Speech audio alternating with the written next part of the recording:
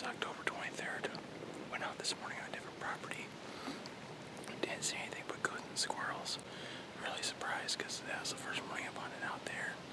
Most time I get, at least some does come through, but I did get a new buck on camera out there. Has a bunch of trash around the bases. Looks to be about a 12-pointer, but only got him on camera one time. So came out to this property. There's still a standing corn over here behind me. Wind's in my face, so that's good. I actually bumped 2 deer on the way in. They were right on the edge of the field, and it looked like 2 yearling does. But there is grapes everywhere. I was just out here last Thursday, shot a doe, and there was nothing. Now there's grapes under every tree. There's big ones, small ones, everything. So it's a gorgeous night. We're gonna see what happens.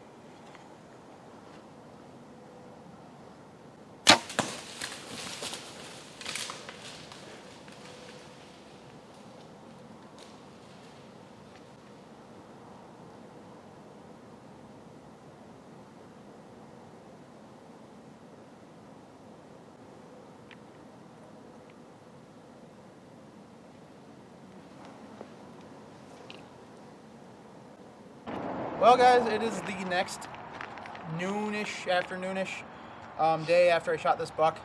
He came in last night and he had my heart throbbing. I know he's not a big giant buck, but I've actually been hunting this farm for about 13 years, and this is my first buck off that farm. I've always had mishaps, almost had another one. This buck came in after I had passed a 5-point, and it was getting about the last 10 minutes light. I seen that he was decently wide. He had some points on this side because this was the side I seen most. He came right in, and circumstances happened, and I actually shot him quartering 2, entered lung. Looks like it hit 1 lung, clipped possibly 2, and then exited liver, touching just a little bit of the guts. Last night, me and my brother went out and spent about an hour and a half looking for sign. We got good blood off the get-go, but then found the arrow, and then it went to nothing. We went 20 yards past the arrow and found a couple drops of blood, and then nothing.